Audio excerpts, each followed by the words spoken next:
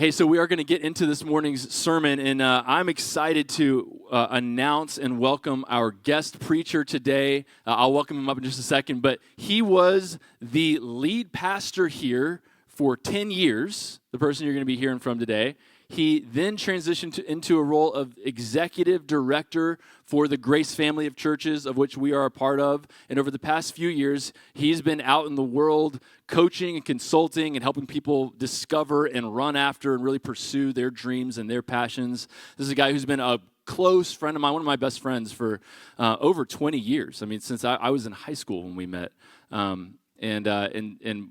And still just one of my best friends, and been a couple of years since y'all have gotten to hear from him in this way. So whether you knew him during his tenure as lead pastor here or are newer around here and going to be hearing from him for the first time, I think you're really going to enjoy today. God's going to speak to you. I'm excited about this. Would you welcome to the stage Matt Reynolds? Come on. Brother. Come on, man. We'll give a pastoral side hug. All right. I'm going to hand it off to you. All right. Let's go. I'll take it. Let's go. How's everybody doing this morning? Yes. All right. Come on. Give me more than that. Are you here? You made it. It's not snowing. I was supposed to have a haircut, but we had 14 snow days this month, so this is what you get. So happy to be here. Honored to be here. A lot of familiar faces. And first, I want to give a little update on, Rob is still recovering from major surgery. Does everybody know that? Like, he can't even submerge himself in a body of water. Is that correct still? Okay, just there.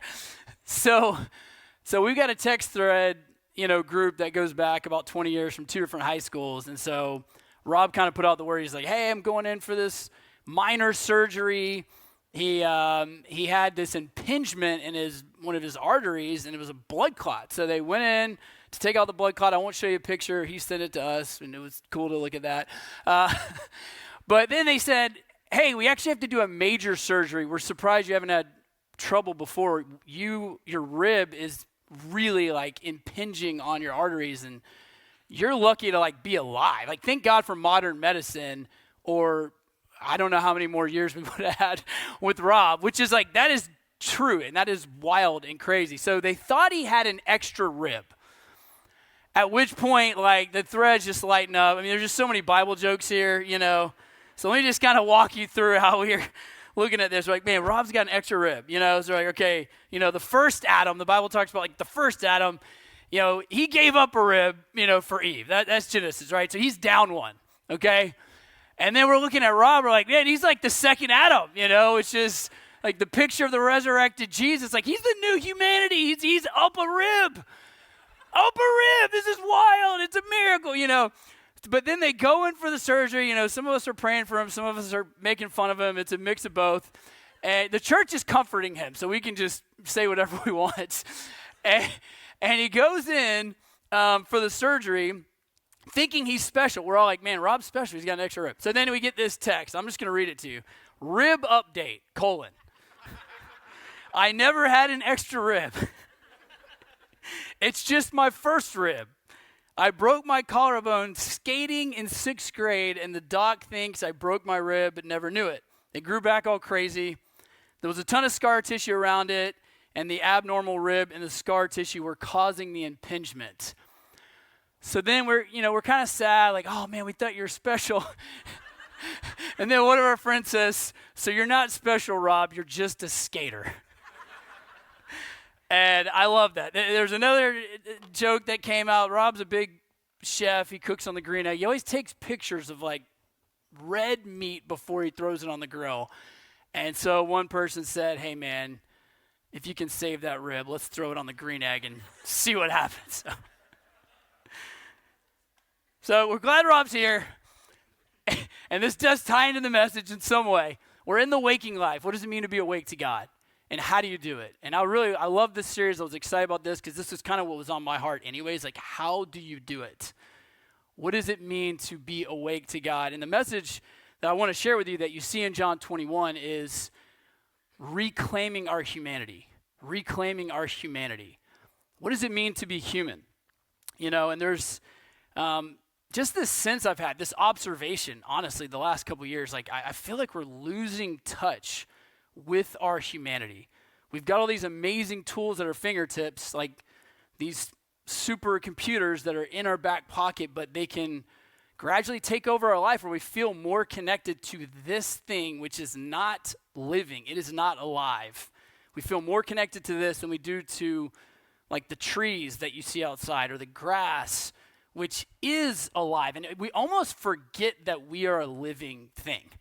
We're so surrounded by computers, everything's automated, digitized, which again, there's so many great things about it, but it's like, when's the last time you felt the sun on your face in the morning and just something kind of awoke in you in that moment? You're like, man, I'm here, I'm alive.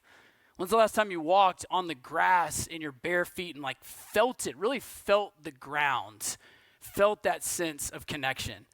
I'm jumping ahead a little bit here, but I read a stat recently that most people spend 93% of their time indoors. And that's just kind of shocking and a little bit troubling to me because I'm like, I think we were made for the outdoors.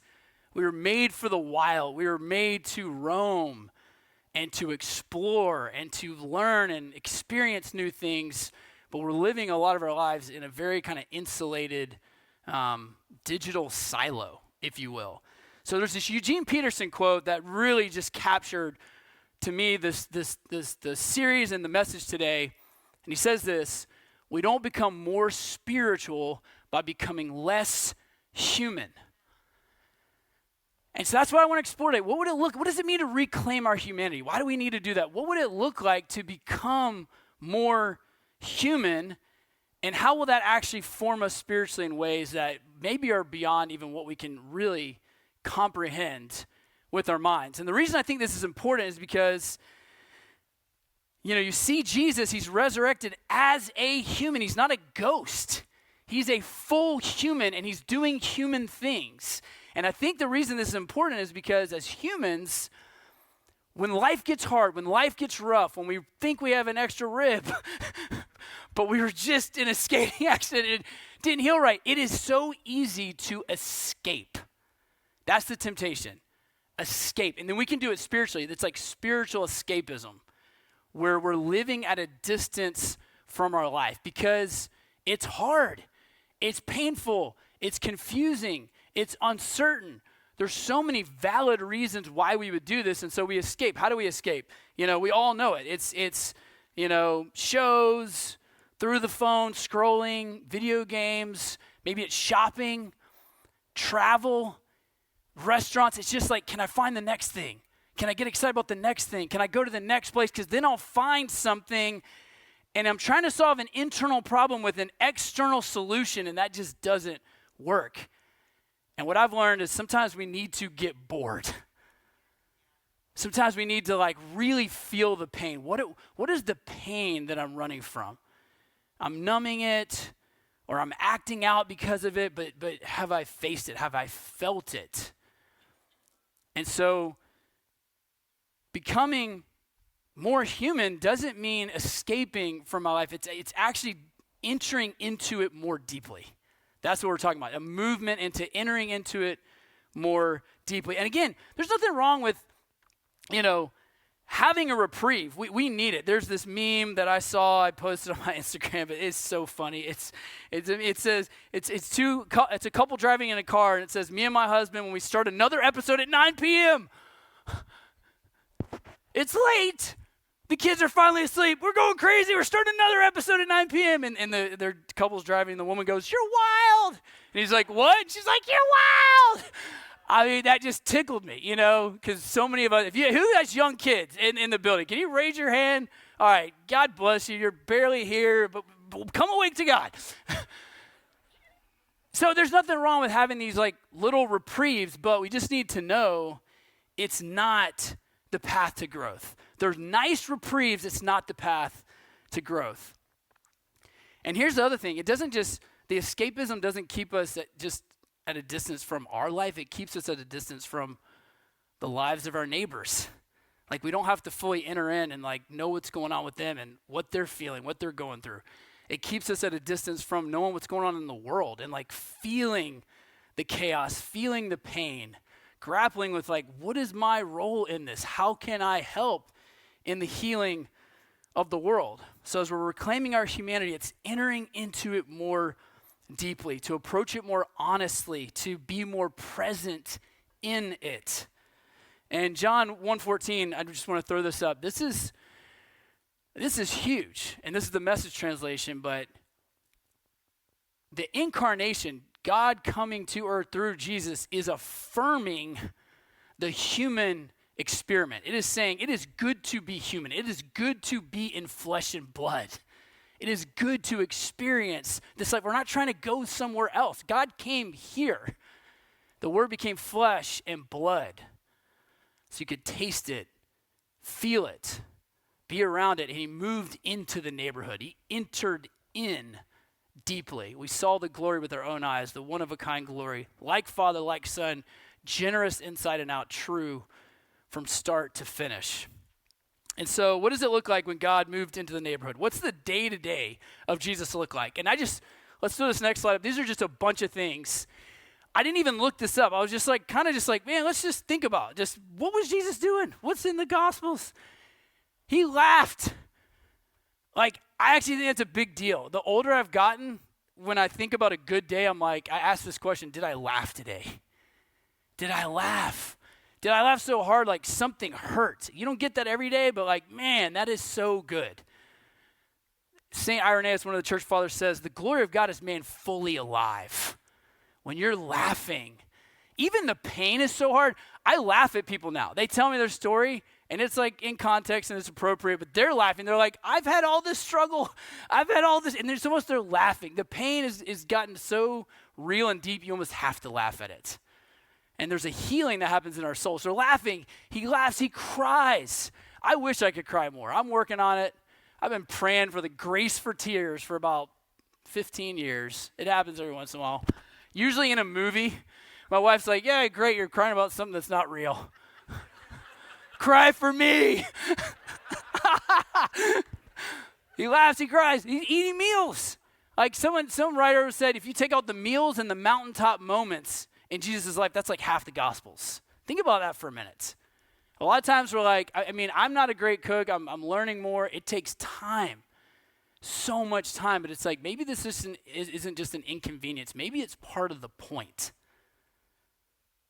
To slow down, enter in to our humanity, see who's around the table with us. So Jesus is doing this. He goes fishing. He boats. He gets tired. It's okay to be tired. I don't think I knew that for through my 20s. I think I felt guilty for being tired. He took naps. Any nappers out there? Come on. This is your moment. I like to nap. He walks around. He wanders in the wilderness. He climbs mountains. He learns. He grows. He builds things. He works. He teaches. He discusses ideas. He asks questions. He serves. Heals. He suffers. Knows what it's like to be in this human experience. He suffered. Felt the pain of rejection. Felt the pain of betrayal by one of his closest friends. Still offers forgiveness, even in the moment of his highest suffering. Experiences the power of the Spirit. He prays, cooks breakfast for his friends like we read, and he guides. What's interesting to me about this list, and you could write a lot more, work is just like part of it. You notice that? Work is part of it. And I know we got a bunch of different generations in here, so some people are like, these kids aren't working enough. And some people are like, you were living to work. I don't know if that's the point. So it's interesting to me. It's a part of life. It's not all of life. And then I got a throwback here. You know, when you look at this whole list, go to this next quote. I don't know if you guys know that. Rob Capel wrote a book, guys. This is from Windwords, baby. Following Jesus doesn't mean despising our humanity, but embracing it.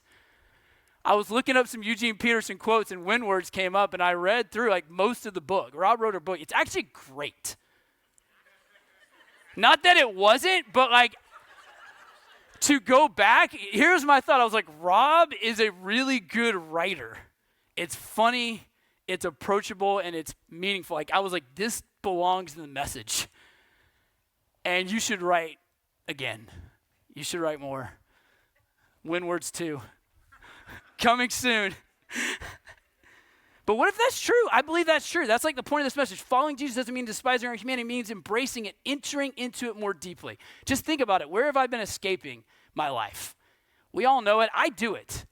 I got my screen time alert on the way to church. You spent 6 hours and 30 minutes per day on this device. My God, it's not tracking TV and all the other screens. Like, we're all struggling with this, okay? But that's what we need to talk about. There's a resistance almost that we need to have.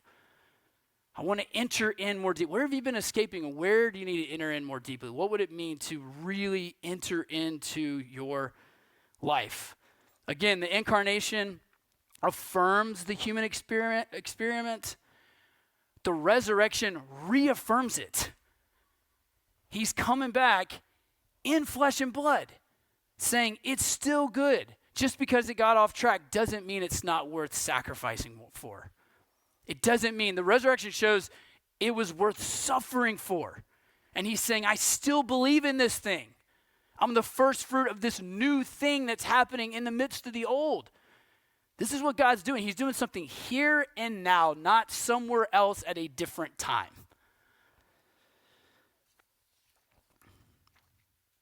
Something that you've given up on, you can throw away. Something you believe in, you restore it. Oftentimes at a greater price than it originally cost. That's what God's doing. So what does it mean to enter into our humanity? What does it mean to reclaim our humanity? I just got 3 things that I want to talk about. The first is that we got to reconnect with the natural world. Reconnect with the natural world. Again, I already told you guys, we're spending most of our time inside, and we're spending most of our time on screens. It's different for each age gap, but it's pretty much like 7 to 9 hours a day. We're on a computer screen, we're on the phone screen, and then we come home and to relax, we watch TV. And again, there's nothing wrong, there's nothing evil about these tools, but it's like, okay, these platforms make money when we spend more time on them. So they want you to be on them as much as possible because that's more. They actually don't. Instagram doesn't care about us. Google doesn't care. I mean, I hate to say it, but they're just set up to make money. That's the structure of the whole thing. So we need to be aware because we're not a freaking brainwashed robot. Like, no, I'm here. God's given me this gift of life, and I want to be here. But I can't be here without other people reminding me of what's happening. What are the patterns? What are the trends? What am I going to be falling into? So one powerful, powerful way that we can reconnect with God and ourselves is to get into the natural world. So I want to go to a different generation or a different culture to learn about this. So if you go to that next slide, if you go to Japan, they actually have an interesting word. If you go to the next slide, and I might butcher this, you can come tell me later, but karoshi is a term that came out of the Japanese culture, which was literally death by overwork. People working so, exhaustively, they were dying. Death by overwork. And so we have this too. This is a very Western thing. This is where identity comes from. This is what makes me feel good. And so because of that, they're like, we got to do something. It's the top 3 nations: suicide, depression, all that stuff. And so the island of Japan is 2/3 forest. So they're like, this is our resource, and this is something that we actually know about. So there's this other term. It's Shirin-yoki, which is forest bathing. Okay, and you're like, what is that? It doesn't mean you're like naked in the woods, rolling around in the moss. I mean, you could do that. That's like probably the fullest extent. Yeah, next level.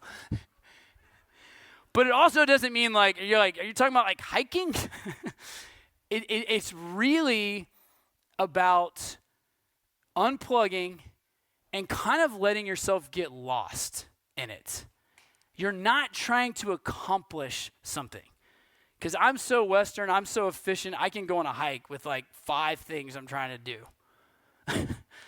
It's actually leaving all that and saying, I'm just going to be here. And really it's about awakening all of your senses. So they have like guides. They will take people on these trains out of the busy city into these forests and these places that are specifically designed to do this, to bring people back to life.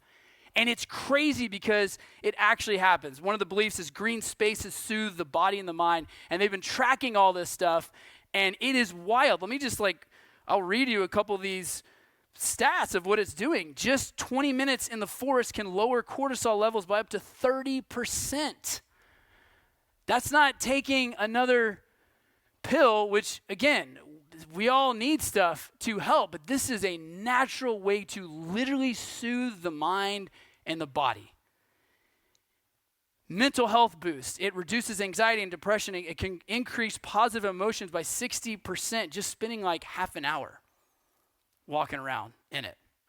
Lowers blood pressure, improves heart health, reduces inflammation. There's even like these natural plant chemicals that's in the forest that boost your immune system by increasing the natural killer cell activity. It's like cancer-killing chemicals just in the creation. The Franciscans say the first Bible is creation because God spoke it into being. Think about that for a minute. You love the Bible, love this Bible, love this Bible. It's laced with the living, active essence of God. And so this to me isn't just like a study. This has been something that has like deeply helped me because I'm so ADD and I'm so, I want to do all these things. I was sitting with a counselor one time years ago and I said, I don't want to waste something or the other. And she's like, why can't you waste time? Can you waste time with God? Can you waste time in something beautiful? So I've had to really practice this. And what I've learned is it's about awakening all the senses. Again, you're not trying to accomplish something. So if you do this week, just get out in a body of water or a forest or trail. Just let yourself smell. What am I smelling? What am I noticing? Take it in, like really smell it. Just see what you're drawn to. I went to this one retreat and they were like, leave all your stuff, go out and just see what you notice. That was such a powerful thing. I've used that. Just what am I noticing? You don't know what you're going to notice. You don't know what you're going to draw to. There's no right answer. It's just where am I being drawn? Smell it, touch it. Literally just touch stuff. You're touching this living thing. You're touching something that God brought into existence and you are part of it. So it brings us back.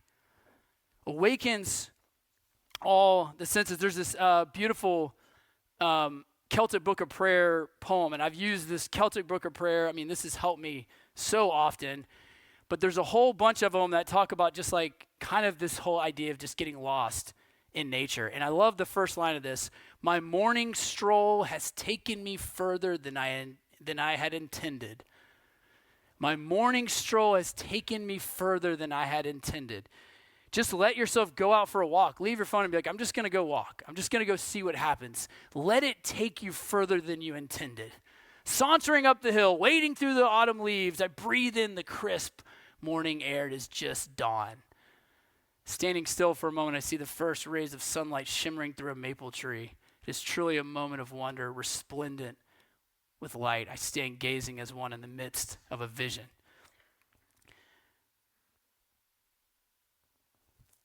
After we had the first snow day, like the real one, I took our new little dog. My wife said she'd never get a small, fluffy dog. We have a toy poodle, okay? I call it a miniature because I'm embarrassed to say toy poodle. We don't really know which one it is. Taking this dog for a walk and then just show some of these pictures. I got lost. My morning stroll took me, and this is my neighborhood, Grant Park. This is right by the zoo. I was like, I can't believe I get to live here. I was just in it. I'm drawn to these trees. And if you go to the next one, this evergreen really stood out to me. I don't fully know why, but I just noticed it. and I wanted to let myself kind of continue to notice it. And as I got closer to it and I kind of touched it and just looked at it, I was like, you know what speaks to me about this thing? This thing took like 60, maybe 80 years to grow. These things grew. And that just decimated. I'm like, everything is so instant. I'm 41. I'm like, I wanted to be here and here and here by this time in my life. It's like everything's not happening fast enough. It's like, maybe that's the lie and the craziness. Maybe this is what's real, that things take a long time to grow.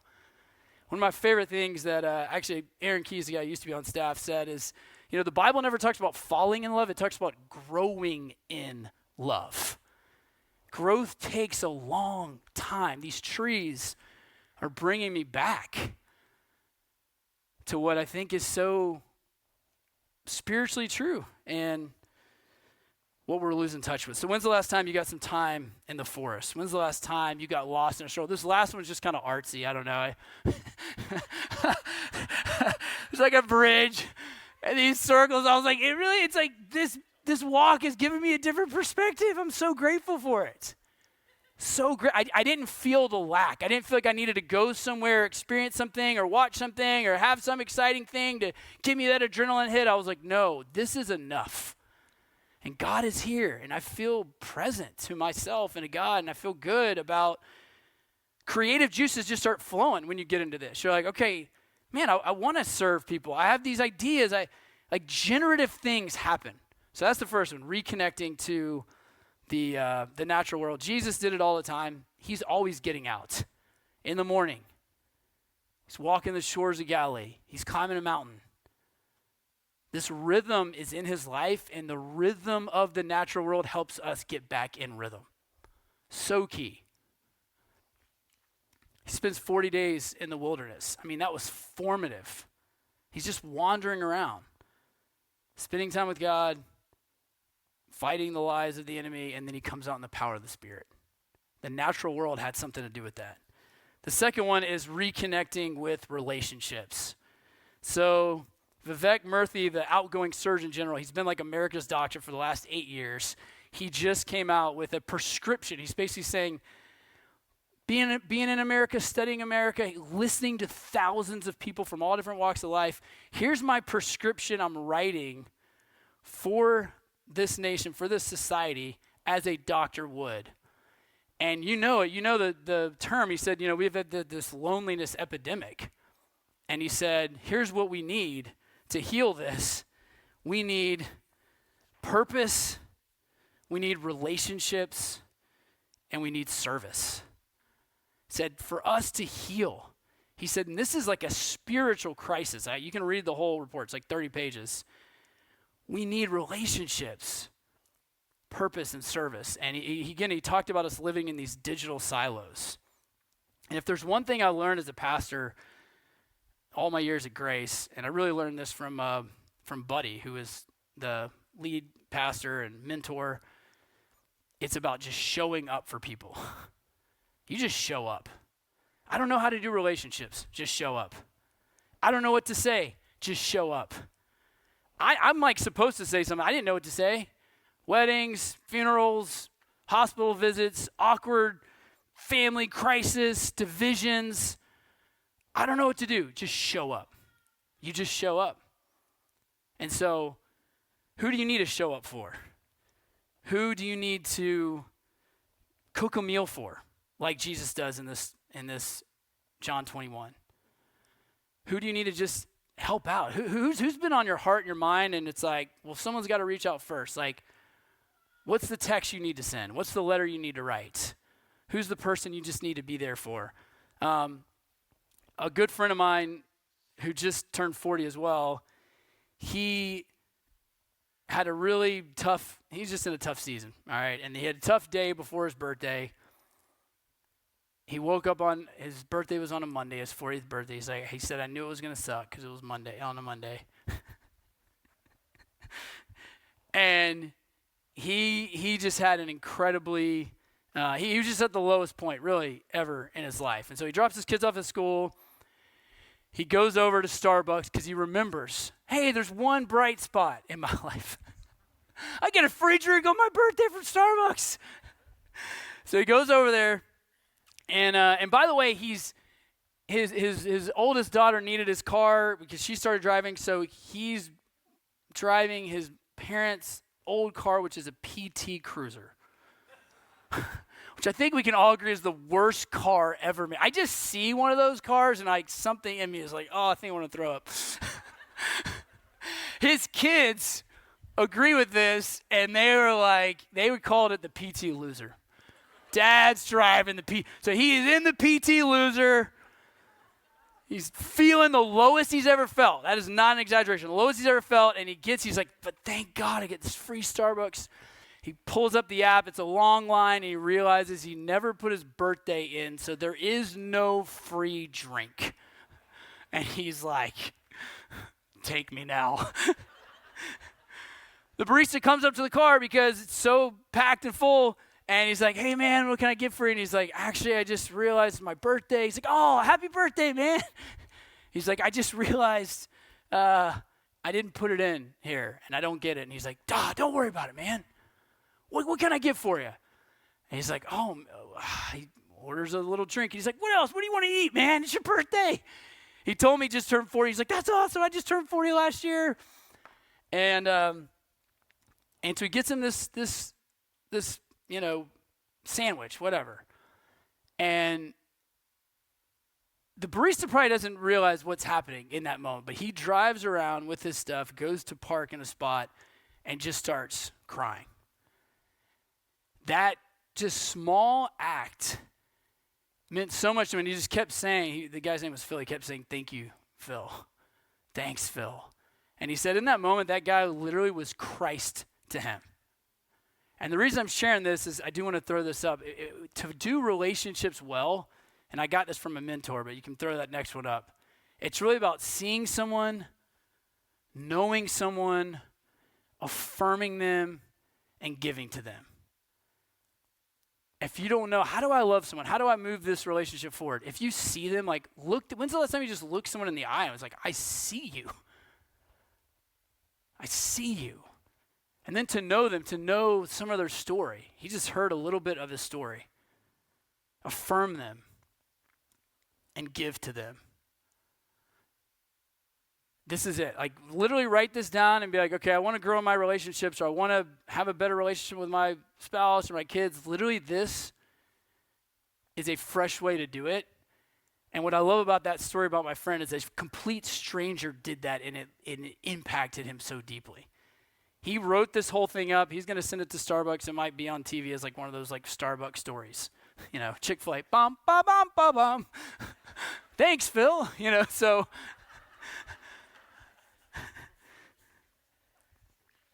And you give what you have. It's maybe it's money, maybe it's physical, like help, maybe it's emotional resource, maybe it's just being present with them. There's so many, we all have so much to give.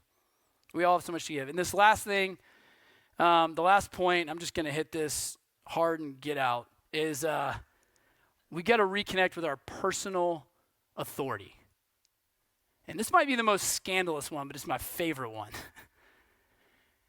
Because there's something deeply human, like the fact that we have been given free will to choose is deeply human.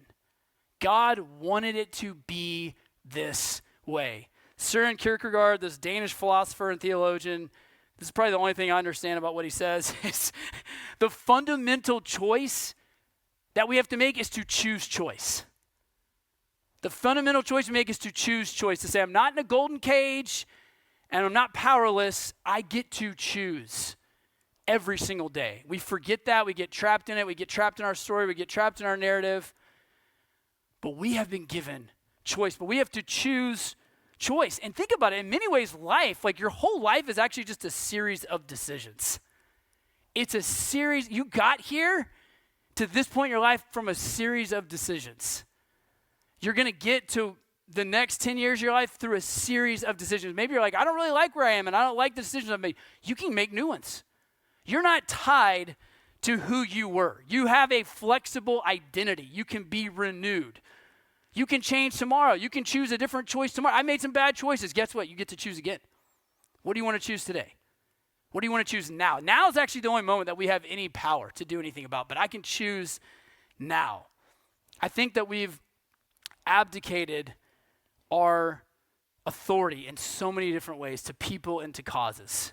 We've abdicated our authority to parents. We just want to please them. Honor your parents doesn't mean do everything in your life the way they want to do it because they're your God. Political leaders, we've abdicated our authority to political leaders. We've abdicated our authority to bosses, to influencers, people who don't know us and don't care about us.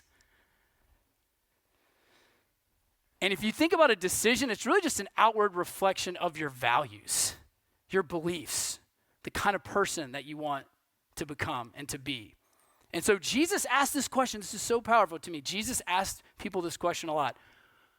What is it you want? What do you want? And this clicked for me in a new way. My son, Jude, is here. He probably doesn't want to be recognized, but he's my oldest. I got 3 boys. And this just hit me in a different way when I was like, I'm going to pay for Jude to go to college. And I'm going to be happy about that. Who knows how much it'll cost in a few years. But I'm going to pay for him to go to college. If he wants to go to college, I want him to learn and do all this stuff. And when he comes home, the last thing I want him to ask me is, okay, Dad, now what do I do? What should I do, Dad? We kind of think that's the spiritually mature thing to be like, God, just tell me what to do. But I'm seeing this different. I'm like, I'm going to say, what do you want to do? What are you passionate about? What problems do you want to solve? What are you curious about? What kind of impact do you want to make? What creative way are you seeing the world that we haven't seen it yet that we need? Like, what things do you want to give birth to? The spiritually mature thing, I want to be a part of that conversation, but I don't want to drive that conversation. So this has flipped it for me in working with people, coaching people. Everyone, we feel this lack of permission. I don't know. Just tell me what to do. God, just tell me what to do. Now, I do think we live with a surrendered posture. God, I'm following you. Lead me. But I think a lot of times God's like, what do you want to do? And here's what I've found. You go until you get a no. Assume green lights. Green lights. I'm going until I get a no. This is in my heart. It's going to be fruitful. It's going to be good. I'm going until I get a no. Maybe you get a red and you're like, okay, I need to check that. I need to talk to some people about it. Maybe I'm getting a yellow. Why am I getting a check in my spirit? Let me pray about that. But you go until you get a no. If we got to hear everything in everybody's hearts this morning, what do you want to do? What's in your heart? So much throughout the scripture, it says, do what's in your heart to do. Go for it. Nehemiah is sad when the destruction of the temple happens and the remnant goes back and it's all in disarray and the king says, what do you want? And he says, I want this, this, this, this, this. And the king says, go do it, baby. What if that's what God's waiting for? What do you want to do? It's so hard. This is hard. This is one of the hardest questions to answer. Okay, what are my passions? What are the pains? What am I curious about? The thing that you might get onto is going to lead you to the next thing, but you can't see that next thing until you get on that thing. And guys, the regrets of the dying are about the things they didn't do. I wish I had gone for those things. I wish I had stayed closer with those people. I wish I would have trusted that gut instinct I had. What if I make the wrong choice? This is why some of us are paralyzed in fear. What if I make the wrong choice? I don't want to make the wrong choice. Guess what? You're going to make the wrong choice. Go ahead and make it. What if I make the wrong choice? You will. You will. God knows this. It's baked in. Guess what? You get to choose again. And this is where I'll land. The end of this passage, Jesus restores Peter around a charcoal fire. Why does he do that? Because Peter made a bad choice. He denied Jesus 3 times in John 18 after he explicitly said, I will never do it. He did it. And he's probably covered in shame. And he smells that fire that Jesus is cooking the fish on. And it probably brings up shame. And Jesus says, Peter, do you love me? Lord, you know I love you. Feed my sheep. Ask him again, Peter, do you love me? Lord, you know I love you. tend my lambs. Do you love me? Lord, you know I love you. You get to choose again, Peter. You get to choose again. And he makes a really great choice and leaves a legacy. So what decision have you kind of been dragging your feet on that you just need to move forward on? What decision have you just kind of been circling around that you need to just decide about and go until you get a no? So the application for today that I'd love for you to think about is get some nature time today or this week. Reconnect with the natural world.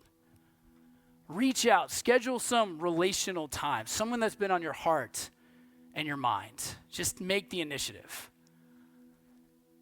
And then finally, maybe you need to make a decision about something you've been dragging your feet on. Feel permission.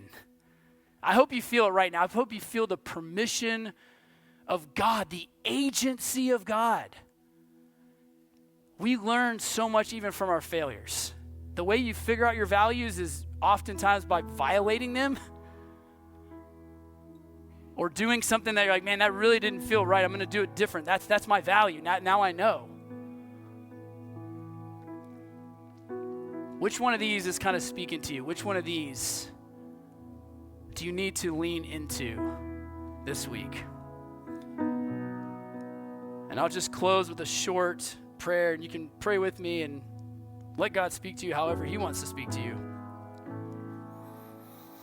But Lord, I just want to thank you for this gift of the human experience. Help us get back in touch with our humanity the way you made us. Let us reclaim our humanity. We want to learn what it means to be deeply human.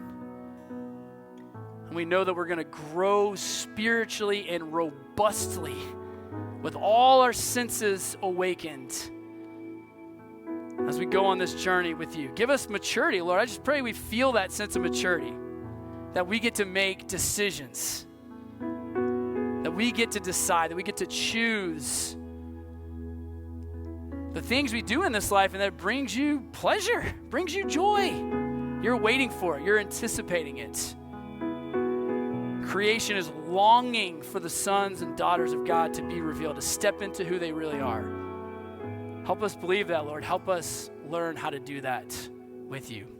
In Jesus' name, amen.